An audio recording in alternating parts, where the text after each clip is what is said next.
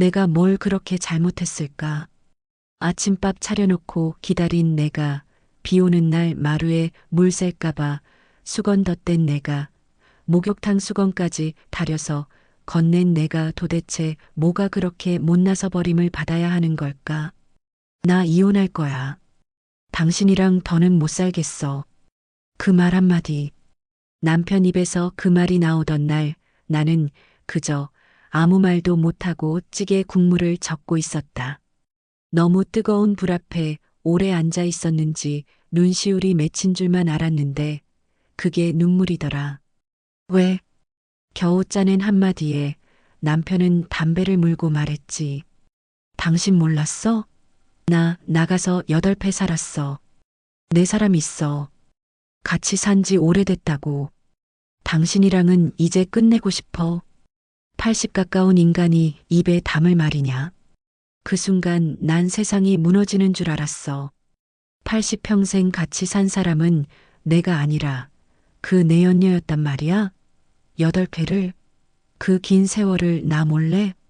그날 이후 나는 하루도 편히 잠들 수 없었어. 식탁에 앉으면 그 여자도 이런 국 끓여줬을까 싶고, 이불을 개면서도 그 여자 이불은 내가 사준 돈으로 샀겠지 싶고, 침대에 누우면 그 여자랑도 이렇게 누워 자겠지 싶어 가슴이 찢어지더라. 하지만 울지 않았어. 아니, 남편 앞에서는 단 한 방울도. 그 사람은 더 이상 내 남편이 아니었고, 나는 이혼 따위로 끝낼 생각도 없었거든. 끝까지 지켜보겠다고 다짐했어.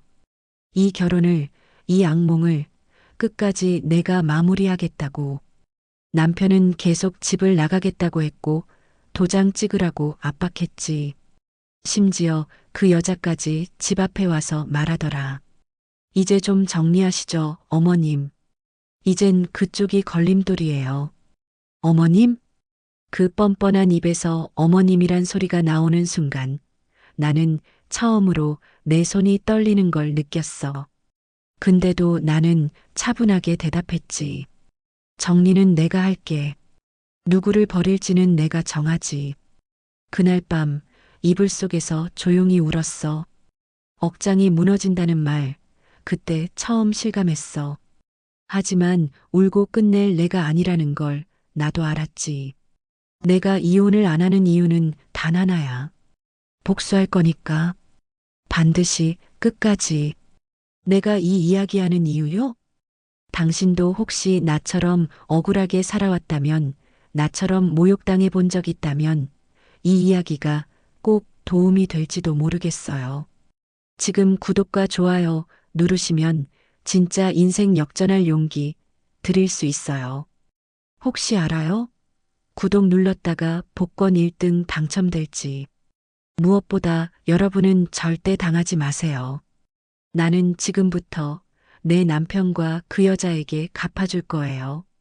그리고 그 시작은 이혼을 하지 않는 것부터예요. 그 인간이 처음부터 그런 사람이었더라면 내가 왜 인생을 다 걸고 그를 믿었겠어요. 시장에서 일 끝나고 돌아온 남편 손에 박스 하나 들려 있을 때마다 나는 그게 무슨 보물이라도 되는 것처럼 웃으며 받았어요. 사실은 마트에서 세일하던 냄비였고 어떤 건 거래처에서 받은 덤이었지만 나는 그걸 선물이라 믿었고 그렇게 살아가는 게 행복인 줄 알았죠. 25에 결혼해서 80 가까이 돼서 이혼하자는 말을 들을 때까지 나는 단 하루도 내 인생이란 걸 생각해 본 적이 없었어요. 결혼식 날 시댁 어른 앞에서 무릎 꿇고 큰절하던 그때부터 나는 이 집안의 며느리고 아내고 엄마였어요. 시어머니 치매 걸렸을 때 그 사람은 병원 한 번 안 가면서 나한테 맡기더니 사람들한테는 꼭 이렇게 말했죠. 우리 마누라는 천사야. 우리 어머니 하루도 안 빠지고 다 챙긴다니까. 그 말이 그땐 참 고마웠는데 지금 생각하면 나는 그냥 일꾼이었어요. 감사하단 말은 그저 면피용이었고 정작 내 마음을 들여다보는 사람은 아무도 없었어요. 애들도 마찬가지였어요. 엄마한테 뭐 하나 제대로 사달라고 한 적 없어요. 둘 다 대학 보낼 때까지 학원비며 교복값 빠지지 않게 했고 졸업식 땐 새 옷 한 벌 없이 사진 찍으러 갔어요. 그저 이 가족이 잘 되길 바랐던 게 죄였나 싶어요. 그리고 그 여자, 내연녀. 그 여자의 정체를 처음 알게 된 날 나는 진짜 머리를 망치로 얻어맞은 줄 알았어요. 엄마 그 사람 그때 아빠 회사 다니던 김 실장이야. 큰딸이 조심스럽게 꺼낸 그 말. 나는 그날 저녁을 못 먹었어요. 기억났거든요. 남편 퇴직 전에 회사 사람들 모임한다고 집에서 삼겹살 파티 열었을 때 그 여자도 왔었어요. 내가 직접 김치전 부쳐서 내줬고 그 여자는 연신 나한테 선배님 사모님 너무 멋지세요라며 입에 침도 안 바르고 말하던 그 여자였어요. 그땐 그냥 능청스러운 후배인 줄만 알았는데 그때부터였던 거죠. 이미 시작됐던 거예요. 내가 냄비에 국 끓이고 장 보러 시장 다닐 때 그 둘은 어디서 뭐 하고 있었을지 상상만 해도 손이 떨려요. 남편도 그 여자도 한치의 죄책감 없이 살아왔던 거예요. 그 모든 배신의 시간 동안 나는 모르고 웃고 있었고요. 지금 생각하면 세상이 너무 잔인하다는 생각밖에 안 들어요. 그때 김 실장이 자꾸 아빠 옆에 붙는 게 이상하다고 생각했어. 엄마만 몰랐지. 근데 그걸 이제 말하면 뭐하냐? 어차피 아빠는 벌써 거기 가서 살잖아. 딸의 말에 나는 더 이상 대꾸하지 않았어요. 왜냐면 말로 설명할 수 없는 감정이 내 안에서 끓고 있었거든요. 이게 단순한 슬픔인지 분노인지 수치심인지 모르겠어요. 다였겠죠. 하지만 하나는 분명했어요. 이 인간들 가만두지 않겠다고. 내 인생을 이렇게 만든 그대가 꼭 치르게 하겠다고. 나는 그날 밤 남편 장롱을 뒤졌어요. 평소에 잘 안 열던 작은 서랍. 거기엔 그 여자의 사진이 있었어요. 사진 뒤에는 이렇게 적혀 있었죠. 운명 같은 사람. 운명? 그럼 나는 뭐였는데? 비명? 생명줄? 그제야 나는 확실히 알았어요. 이건 사랑이 아니라 모욕이고 관계가 아니라 기만이란 걸. 이혼? 내가 그렇게 쉽게 놓아줄 것 같아? 웃기지 마. 지금부터 내가 어떤 사람인지 보여줄게. 그 이후로 남편은 대놓고 집을 나갔다. 며칠은 짐 정리도 안 하고 나가더니 어느 날은 큰 트렁크를 들고 와서는 조용히 옷장을 뒤지더라. 한마디 말도 없었어. 미안하다는 말도 수고했다는 말도 아무것도. 이혼은 생각해 봤겠지? 그 인간이 한 말은 딱 그 한마디였어. 나는 아무 대꾸도 하지 않았고 그냥 부엌에서 물을 데우고 있었지. 그 모습이 답답했는지 남편은 코웃음을 쳤어. 그 나이 먹고도 이렇게 고집 피우면 다 손해보는 거야. 고집? 당신이 나를 40년 동안 당연하게 여긴 그 태도, 그게 고집이지. 나는 그저 내 자리를 지키고 있을 뿐이야. 그날 저녁 그 여자, 아니, 이름도 말하기 싫은 그 인간이 우리 집 대문을 당당히 열고 들어왔어. 아무 말도 없이 거실에 털썩 앉더니 짜증 섞인 목소리로 이러는 거야. 여기서 정리 안 되면 결국 법으로 가게 될 거예요. 어머님이 원하시든 안 하시든. 나는 찬장에 숟가락을 정리하던 손을 멈췄어. 한참을 그대로 있다가 그 여자 얼굴을 정면으로 봤어. 그리고 한마디 했지.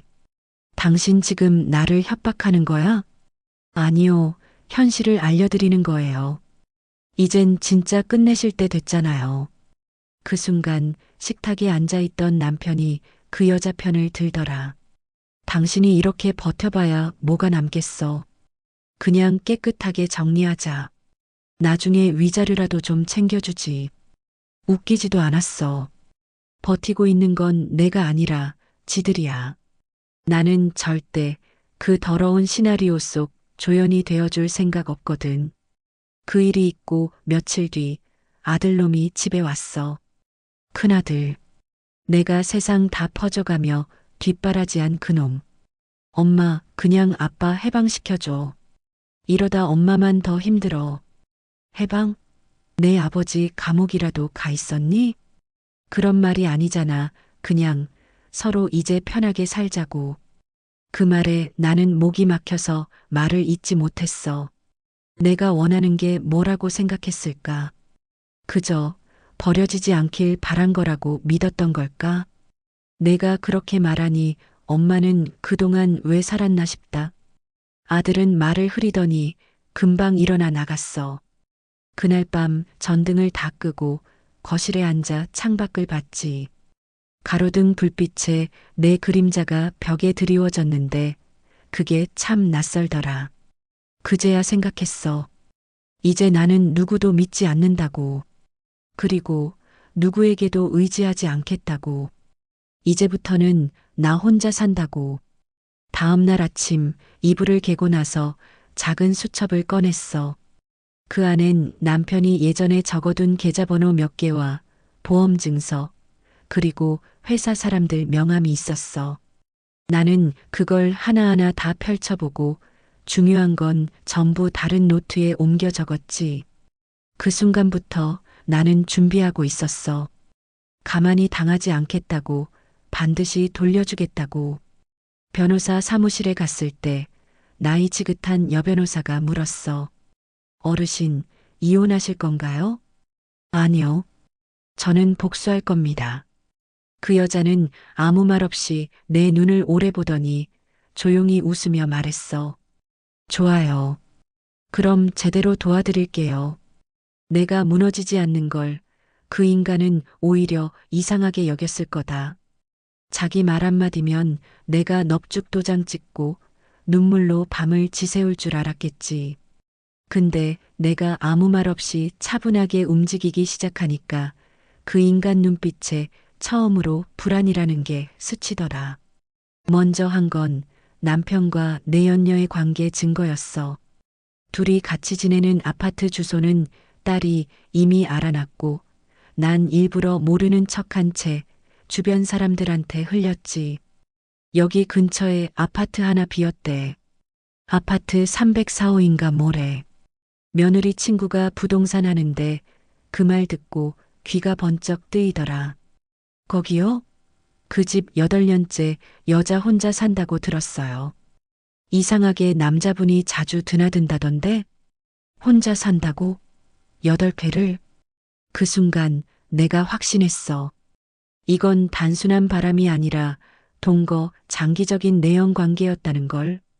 그 정도면 명백한 혼인 파탄 사유. 위자료 청구도 주거 침입 고소도 가능해. 그 인간이 나를 버리려던 결정적 이유가 여기에 있었겠지. 며칠 뒤엔 딸이 슬쩍 말하더라. 아빠가 이번에 새로 낸 보험 수익자가 이상해. 뭐? 엄마 이름도 아니고 우리도 아니야. 성도 다르고 모르는 여자 이름이야. 그 여자 이름이더라. 보험 수익자를 내연녀로 지정해 둔 거야. 그 말은 곧 내 재산으로 그 여자 노후 준비까지 해준다는 뜻이지. 나는 곧장 그 보험사에 전화했고 나와 남편이 공동 명의로 가입된 과거 보험 내역까지 다 뽑았어. 10년 전부터 은근슬쩍 내 이름을 빼고 자기 혼자 또는 그 여자 앞으로 돌려둔 흔적이 수두룩했지. 바로 변호사에게 넘겼어. 여변호사는 서류를 훑어보더니 말하더라. 어르신, 이건 확실히 사기성 재산 이동입니다. 불법입니다. 그리고 내가 가장 분노했던 건 따로 있었어. 그 인간이 몰래 정리하고 있던 시골 땅 문서. 내 아버지가 돌아가시기 전에 내 명의로 잠시 올려놨던 땅인데 그걸 뒤늦게 남편 명의로 넘기려다 걸린 거야. 내가 은행에 서류 떼러 갔다가 우연히 마주쳤어. 은행 창구 직원이 당황하던 눈빛 아직도 생생해. 어르신 혹시 이 서류 남편분과 상의하셨나요? 사실 지금 명예 이전하려는 게 어디 보자. 그 서류엔 내 이름 대신 내연녀 이름이 새겨져 있었지. 이 인간 대체 어디까지 가보려는 건데 내가 이걸 모를 줄 알았어? 그날 집에 돌아오는 길 핸드폰 메모장에 적었지. 보험 위조, 명예 도용, 재산 불법 이동, 혼인 관계 중 장기 내연녀 동거, 증거는 이미 충분했어. 이제부터 필요한 건 조용함이었지. 난 그 누구에게도 이 사실을 흘리지 않았어. 자식들에게조차도. 그들은 이미 내 편이 아니었고 나는 혼자서도 충분히 이길 수 있다고 확신했어. 가끔 동네 지인들이 묻곤 했어. 남편분 요즘 안 보여요. 괜찮으세요? 출장 중이야. 아마 돌아오려면 한참 걸릴 거야. 웃으며 말했지. 근데 속으론 웃지 않았어. 나는 지금 덫을 치고 있었거든. 천천히 정확하게. 그 인간이 내게 했던 그 모든 짓. 내 연녀가 내게 던졌던 그 비웃음. 이제 그 값을 받을 때가 온 거야. 나는 이제 모든 걸 알고 있었어. 그 여자가 누구고 남편이 뭘 숨기고 있었는지, 자식들이 왜 갑자기 입을 다물었는지까지. 이제부터는 움직여야 할 때였다. 가장 먼저 한 건 탐정 고용이었지. 예전 같았으면 낯간지럽고 창피해서라도 그런 짓 안 했을 거야. 근데 이젠 그런 체면 같은 거 나한텐 없어. 이건 인생이 걸린 전쟁이니까. 탐정 사무실에 들어가니 젊은 남자가 내 얼굴을 보더니 말했어.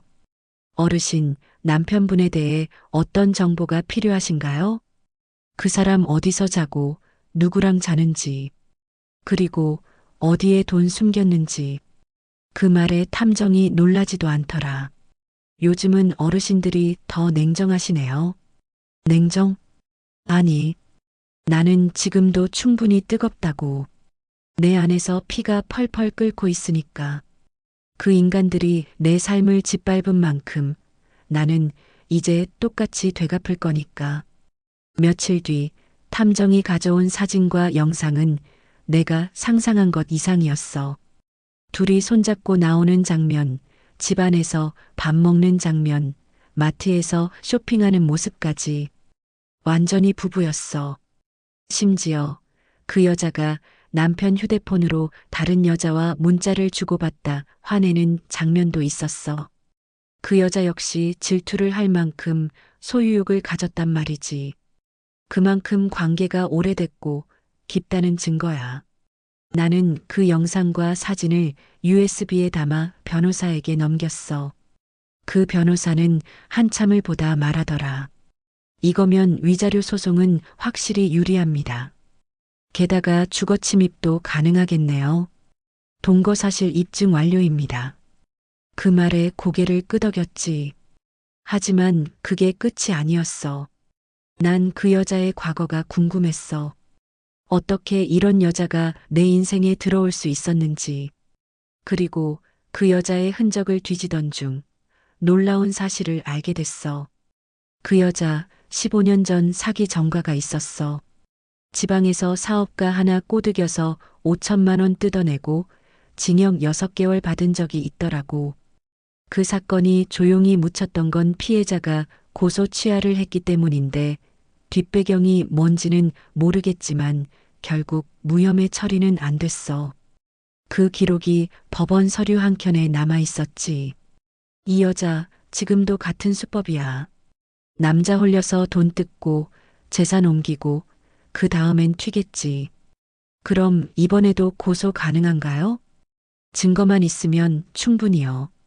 그리고 마지막 퍼즐. 남편 사업 비리. 이건 솔직히 걸릴지 몰랐는데 생각보다 쉽게 터졌어.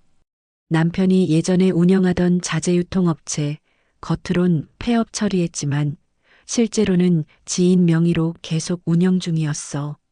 매출 신고는 줄였고 세금 회피도 수년간 진행됐더라. 게다가 회사 법인카드로 내연녀와 외식한 기록도 있었다. 이건 업무상 배임, 탈세, 횡령까지 얽힐 수 있는 사안이야. 나는 이제 완전히 준비된 상태였어. 그 인간이 나를 쓰레기처럼 버리고 그 여자와 새 인생을 시작하려던 바로 그때 나는 거꾸로 그 인간의 모든 걸 무너뜨릴 수 있는 칼자루를 손에 쥐고 있었던 거지. 그러고는 어느 날 아침 그 인간에게 말했어. 이혼은 없어. 뭐? 난 도장 안 찍어. 그리고 앞으로도 절대 안 찍을 거야. 장난해? 너 이러다 진짜 피곤해질걸? 아니, 피곤해지는 건 너야. 이제 시작이니까. 그 순간 그 인간 눈빛이 흔들리는 걸 봤어. 처음이었어. 이혼을 요구하던 그날부터 지금까지 한 번도 흔들리지 않던 그 인간이 그 순간 눈을 피하고 얼굴이 창백해졌어. 느꼈겠지. 이제 자기 앞에 있는 사람이 예전에 멍청하고 순진한 아내가 아니라는 걸. 그 인간이 내 앞에서 무너지는 그날 이후 나는 매일이 조용한 전쟁이었다. 말도 안 하고 눈치도 안 줬지만 그 사람은 나를 피하기 시작했지. 전엔 그렇게 당당하던 얼굴이 요즘엔 자꾸 내 눈을 못 마주치더라. 이제야 좀 알겠지. 내가 왜 이혼을 안 하겠다고 했는지. 이 싸움은 끝까지 버티는 사람이 이기는 거니까. 근데 문제는 그 여자였어. 참고 또 참고 있었는데 결국 일이 터졌지. 그날은 평소보다 이른 아침이었어. 현관문을 두드리는 소리에 나가봤더니 웬 낯선 여자가 서 있더라고. 얼굴은 화장이 잔뜩 번졌고 머리는 헝클어져 있었어. 근데 그게 누군지 알아보는 데는 1초도 안 걸렸지. 어머님, 얘기 좀 해요. 말투부터가 싸늘했어. 아무렇지 않게 들어와서 소파에 앉더니 말도 안 되는 소리를 시작했어. 도대체 언제까지 이러실 거예요? 당신이 안 놓으니까 그 사람도 계속 흔들리잖아요. 흔들려? 그건 당신 문제지. 내 문제가 아니지. 결국은요, 그 사람이 당신 불쌍해서 이혼 안 하는 거잖아요. 당신이 아프다고 뻥쳤다면서요? 그 순간 숨이 턱 막혔어. 이제는 거짓말을 만들어 퍼뜨리는 수준까지 왔구나. 남편에게 내가 치매 초기라고 했다더라. 정신이 왔다 갔다 해서 도장을 찍으면 나중에 무효가 된다는 식으로. 그래서 그 인간이 자꾸 이혼 서류를 밀어놨던 거였지. 넌 지금 날 모욕하는 거야. 아니요. 진실을 말하는 거죠. 당신 이제 미쳤잖아요. 다들 그래요. 아줌마가 이 집에서 계속 버티는 거 다 미친 짓이래요. 내가 손에 쥐고 있던 찻잔이 덜덜 떨렸어. 진짜 이 여자를 확. 근데 나보다 먼저 움직인 건 그 여자였지.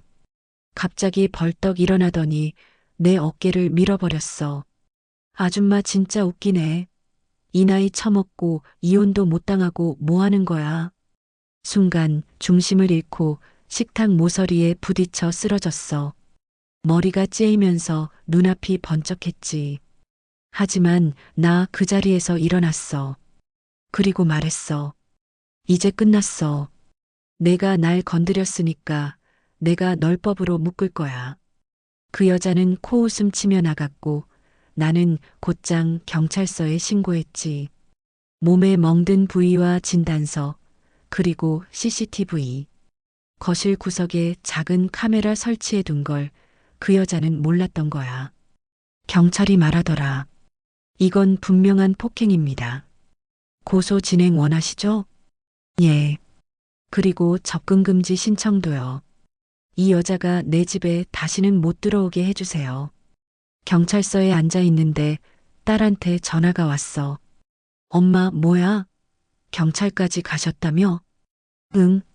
너희 아빠 여자 나 때렸어. 진짜야? 응. 진짜야. 그리고 이제부터 진짜 전쟁 시작이야. 이제 나는 법적 절차를 시작했어. 상해죄, 주거침입, 명예훼손, 그 여자의 이름으로 고소장이 3건 접수됐고 그중 하나는 공모에 의한 사기로 남편과 함께 걸었지. 둘이 짜고 보험과 재산을 움직인 정황. 증거도 충분했고 변호사도 강하게 밀어붙였어. 며칠 뒤 남편이 전화를 걸었어. 지금 뭐 하는 짓이야? 경찰까지 가게 하고 고소장을 왜 보내? 내가 말했지. 피곤해지는 건 너라고. 이건 너무하잖아. 가족끼리. 넌 이미 가족 아니야. 그러니까 법대로 해. 그 인간의 숨소리가 거칠어졌어. 아마 그제야 깨달았겠지. 내가 진짜로 끝까지 갈 사람이라는 걸. 고소장이 접수되고 나서부터 모든 게 빠르게 돌아가기 시작했다. 변호사는 정확히 어디에 칼을 겨눠야 하는지 알고 있었고 나는 그가 지시한 대로 차분히 움직였지. 내가 할 일은 증거를 지키고 입을 닫는 것, 그리고 절대 감정에 휘둘리지 않는 것뿐이었어. 우선 첫 번째 타격은 남편이 운영 중이던 유통업체에서 터졌어. 겉으로는 폐업 처리된 회사였지만 지인 명의로 운영되며 매출 일부를 숨기고 있었다는 내용이 세무서에 정식으로 제보된 거야. 내가 한 건 아니었지만 내가 흘린 정보 조각들이 생각보다 빠르게 퍼진 거지. 유통 아직도 돌아간대. 전에 사장님이 바뀌었다더니 실질적으로는 그대로라던데 카드 긁는 내역이 전부 사모님 이름으로 나왔다더라. 소문은 소문을 타고 그 인간의 거래처까지 번져나갔어. 그중 하나는 예전에 명절 때마다 우리 집에 선물 보내던 사장님이었지. 그분이 나한테 전화를 걸어왔어. 형수님, 그 집에 무슨 일 있는 겁니까? 형님이 갑자기 계약서 빼돌리고 연락을 피하셔서요. 저도 잘 모르겠네요. 이제 그쪽 일은 제가 신경 안 씁니다. 근데 들리는 말이 형님 바람나셨다던데? 예, 그건 맞아요. 세상에. 형수님 괜찮으세요? 괜찮을 리가 없죠. 근데 괜찮아질 겁니다. 그 말 한마디에 그분은 더 묻지 않았어. 하지만 며칠 뒤 들으니 그 사람 회사랑 거래 끊었다더라. 믿음이 깨졌다고. 내가 말하지 않아도 사람들이 진실을 알아가기 시작한 거였어. 그리고 두 번째 타격. 내 연녀의 정체가 드러난 날이었지. 동네 아는 분이 시장에서 우연히 그 여자를 봤다고 하더라. 누구한테 소개받은 줄 알고 안녕하세요 인사했더니 그 여자가 그 자리에서 소리를 질렀대. 누가 아줌마랑 안다 그래요? 함부로 말하지 마세요. 그날 저녁 그 아주머니가 내게 전화를 걸었어. 아니, 도대체 그 여자가 뭐 하는 사람이에요? 성격이 왜 그래요? 그 여자가 제 남편 내연녀입니다. 세상에. 그 한마디가 불씨가 됐지. 그 여자는 평소에도 말이 많았고 시장에서 이 사람 저 사람에게 자기 남편 욕을 해댔던 모양이야. 근데 알고 보니 남의 남편이었던 거지. 동네 사람들 사이에서 불륜녀, 사기 전과자 소문이 돌기 시작했고 누군가는 인터넷 카페에 글까지 올렸더라. 시장에 기생하는 여자, 남의 남편 훔쳐간 이야기. 이제는 여론이 내 편이 되기 시작했어. 그 여자가 시장을 나가면 일부러 큰 소리로 말하는 사람들이 있대. 저 여자 아냐? 그 유명한 사람? 남편 뺏고도 당당한 여자? 응, 그 여자 맞지. 그 여자가 한동안 시장도 집 앞도 못 나오게 된 건 그때부터였어. 남편은 이제야 다급해졌는지 나를 다시 찾아왔어. 식탁에 앉자마자 담배부터 물더니 이러더라. 이제 그만하지, 우리. 뭘? 그만 싸우자고. 자식들도 힘들어하고 당신도 지쳤잖아. 아니, 난 안 지쳐. 너야말로 이제 시작이니까 각오해. 남편은 침묵했어. 하지만 얼굴에는 분명히 두려움이 서려 있었어. 그렇게 사람을 함부로 짓밟고도 결국 자기 발밑이 무너질 줄은 몰랐겠지. 나는 마지막으로 그에게 한마디 했어. 넌 내가 언제 무서운 사람인지 이제 알게 될 거야. 나는 참는 데 능한 사람이지 무른 사람이 아니야. 이제 내가 쥔 패는 거의 다 깔렸고 그들이 무너지는 소리가 차곡차곡 들리기 시작했어. 남편 사업이 무너지는 데는 한 달도 채 걸리지 않았다. 계약처 절반이 끊겼고 세무서에서 세금 조사가 들어갔다. 당연한 일이었다. 그동안 숨겨왔던 탈세 자료, 허위 계약서, 가짜 지출 내역들 전부 내 손에 있었고 나는 그걸 조용히 아주 조용히 흘렸으니까. 당신이 이런 짓까지 할 줄은 몰랐다. 그럼 내가 도장 찍고 조용히 사라지길 바랐어? 당신이 원하는 대로 나 망하게 생겼어. 다 끝장이야. 나도 끝장이었어. 그날 내가 8회를 같이 살았다는 그 여자 얘기 꺼냈을 때 난 이미 죽은 사람이나 마찬가지였어. 그러니까 이건 내 장례식의 축포야. 남편은 한동안 말이 없더니 결국 고개를 숙였어. 그 고개가 그렇게 쉽게 숙여질 거였으면 애초에 이런 일도 없었겠지. 그 인간이 정신을 못 차리는 사이 그 여자도 조용히 움직였더라. 며칠 전까지만 해도 집 앞까지 와서 고래고래 소리 지르던 여자가 어느 날 갑자기 증발한 거야. 핸드폰 꺼져 있고 집엔 안 보이고 시장에서도 요즘 통 안 보인다는 말만 들렸어. 그러고 나서 남편 통장에서 3천만 원이 빠져나간 걸 확인했지. 그 여자가 가져간 거야. 나중에 탐정이 알려줬어. 그 여자가 며칠 전에 혼자 시외버스 터미널에서 대전행 차를 탔다고. 그날 이후 그 여자의 흔적은 완전히 끊겼어. 참 우습지. 평생을 같이 하겠다던 사랑이 결국 돈 빠지자마자 사라졌다는 게. 남편은 며칠 동안 식사도 안 하고 방 안에 틀어박혀 있었고 어느 날은 나한테 이렇게 말했어. 그 사람 사라졌어. 그래. 그럴 줄 알았어. 돈도 다 가져갔어. 그 돈 내 거였어. 돌려받을 생각 마. 그 말에 남편은 아무 대꾸도 안 하더라. 그 사람 아니, 이젠 그냥 불쌍한 노인 하나였어. 자기 욕심으로 모든 걸 잃고 결국 그토록 원하던 여자에게 버림받은 인간. 그제서야 자식들이 조금씩 변하기 시작했어. 먼저 큰딸이 조용히 집에 와서 나에게 말을 걸더라. 엄마, 우리 너무 미안했어. 아빠 말만 듣고 엄마가 그렇게 당한 줄은 몰랐어. 알면서도 모른 척 했던 거지. 맞아. 무섭기도 했고 솔직히 피하고 싶었어. 이제 와서 무슨 말이냐. 그래도 이제는 엄마 곁에 있을게. 그리고 아들도 찾아왔어. 그 애는 며칠을 말 못하다가 결국 고개를 숙였지. 엄마, 나 바보였어. 그래. 너는 내 아빠랑 꼭 닮았더라. 진짜 미안해.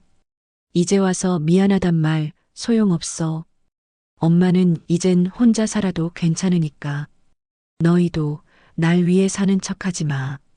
나는 그 말을 하며 진짜로 마음이 놓였어. 내가 이 복수를 결심했을 땐 아무도 날 돌아보지 않았지만 지금은 나 자신이 나를 지켜냈다는 자부심이 있었으니까. 그날 밤 식탁에 앉아 오랜만에 따뜻한 국을 끓였어.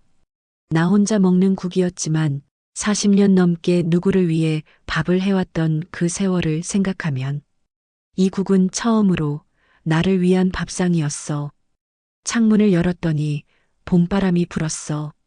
그리고 내 안에서도 뭔가가 사르르 녹아내리더라. 이제야 알겠어. 복수는 증오로 끝나는 게 아니라 자기를 다시 사랑하는 데서 완성된다는 걸. 위자료 7천만 원. 남편 명의였던 집의 절반. 그리고 그 인간이 숨겨놓았던 예금, 계좌 몇 개에서 추징한 금액들.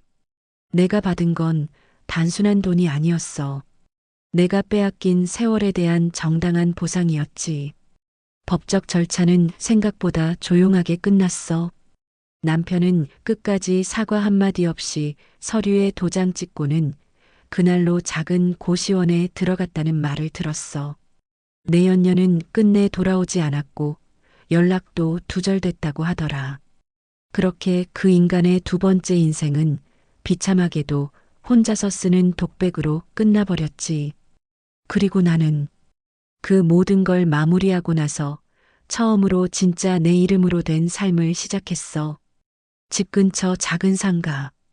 거긴 원래 오래된 문방구가 있던 자리였는데 건물주 할머니가 나랑 친했거든.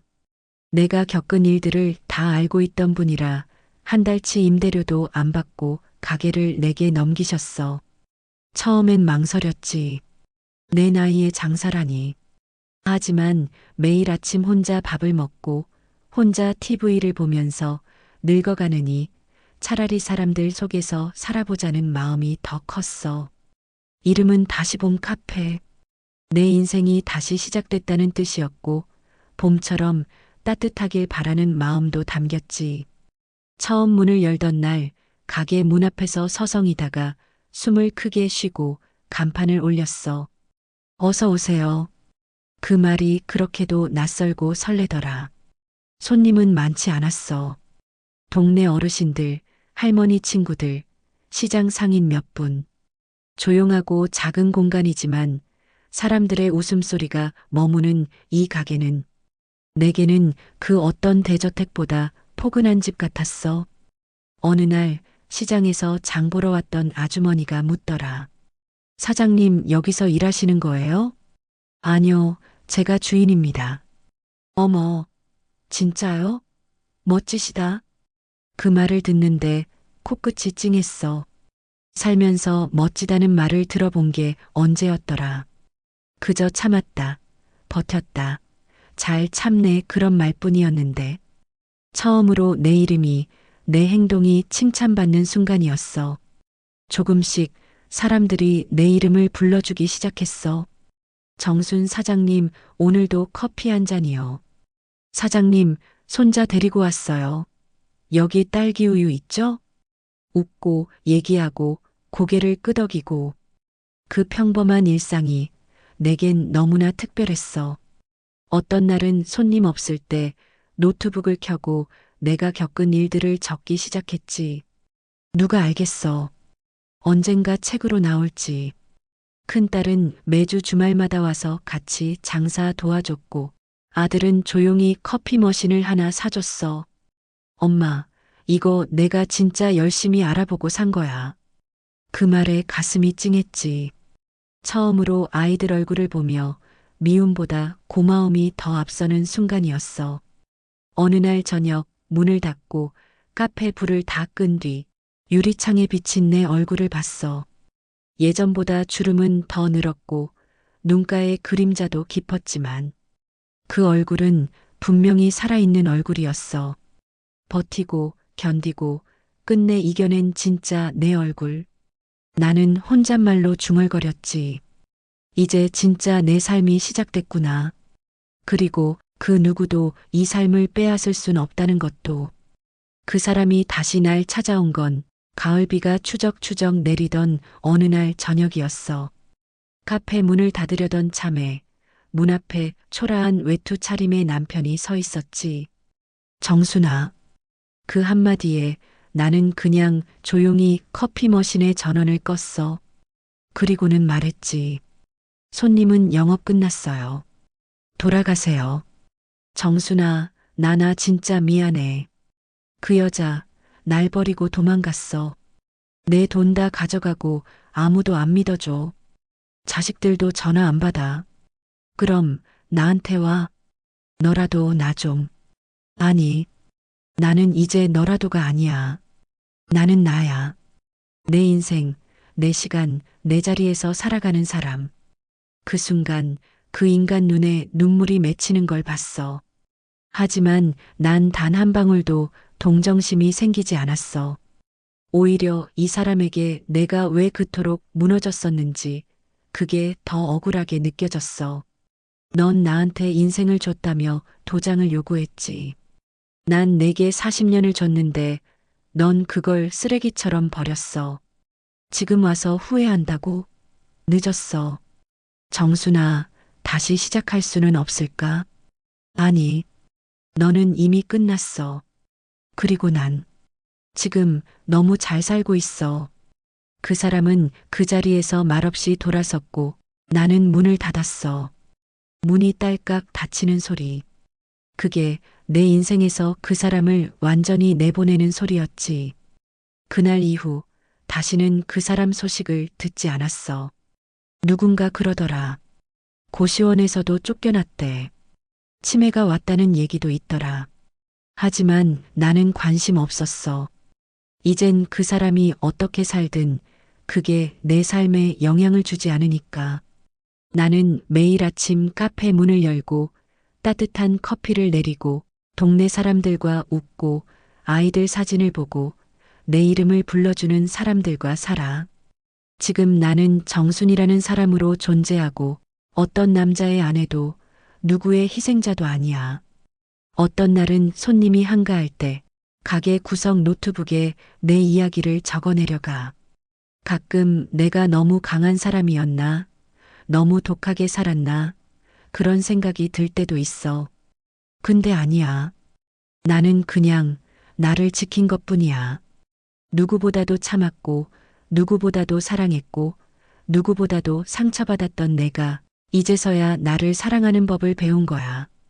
혹시 이 이야기를 듣고 있는 당신도 누군가에게 외면당하고 짓밟히고 이용당한 적 있다면 제발 잊지 마세요. 가장 소중한 사람은 바로 당신 자신이라는 걸. 복수는 상대를 무너뜨리는 게 아니에요. 자기 자신을 다시 일으켜 세우는 것, 그리고 그 누구의 동정도 없이 혼자 설 수 있는 힘을 갖는 것. 이제 나는 매일이 새롭고 내일이 기다려지는 사람이 되었어요. 이야기 어떠셨나요? 가슴속 응어리가 조금은 풀리셨다면 지금 구독과 좋아요, 그리고 알림 설정 꼭 눌러주세요. 구독하시면 절대 당하지 않는 인생 팁과 막장 인생을 이기는 강한 이야기들 계속 전해드립니다. 복권 1등은 모르겠지만 마음의 복권은 꼭 맞게 해드릴게요. 다음 이야기에서 또 봬요. 지금보다 더 강해질 당신을 응원합니다.